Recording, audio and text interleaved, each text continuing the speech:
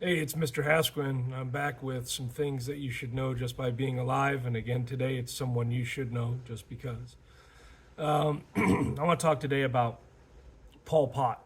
Pol Pot, the man behind one of the worst genocides in modern history. And who was Pol Pot? Pol Pot was born Salasar in Cambodia in 1925, and he later adopted the name Pol Pot and led the Khmer Rouge, which was a radical communist group. And by 1975, in the chaos of the Vietnam War, when it spilled over the border into Cambodia, the Khmer Rouge was able to seize control of Cambodia. They later renamed the country the Democratic State of Kampuchea.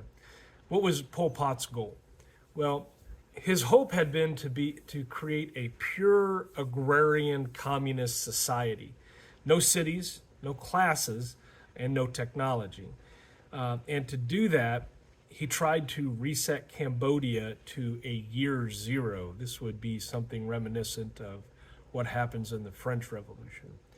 So, as far as his rule or reign goes, the genocide is what stands out the most.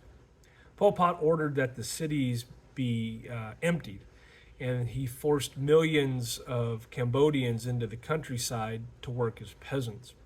And anyone who was associated with the previous government, or educated people, or people who wore glasses, or spoke foreign languages, or even just appeared intellectual, were considered threats to the Khmer Rouge.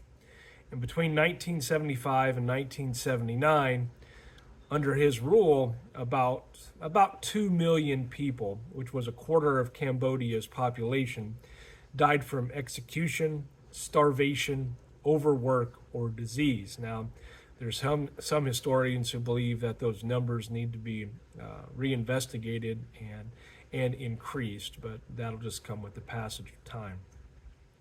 The most infamous sites are the killing fields of Cambodia. These are mass graves that are spread across Cambodia where the Khmer Rouge slaughtered men, women, and children. So, why did this happen? What led to it? Pol Pot believed that purging society would bring about equality and strength, but in reality, all it brought was horror and collapse, and it traumatized a nation. His regime was isolated, paranoid, and built on fear, and he even turned children into informants and soldiers. Pol Pot's fall will begin in 1979 after several skirmishes along the border with Vietnam. Vietnam was able to invade Cambodia, and it overthrew the Khmer Rouge, and it drove Pol Pot into hiding. He never faced justice. He never was sat before a tribunal. It's believed that he died in 1998, reportedly of a heart attack, hiding in the jungles of Cambodia. Many believe that it wasn't a heart attack, it was instead that he was poisoned by those close to him.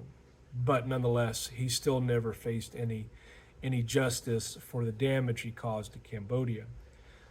Pol Pot was never tried. There was no courtroom. There was no justice.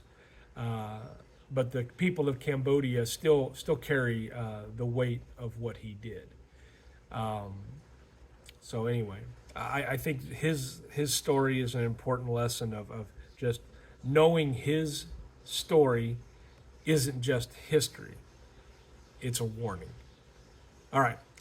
Thanks for watching, and I'll come back with another installment when I get the urge. Thanks for watching.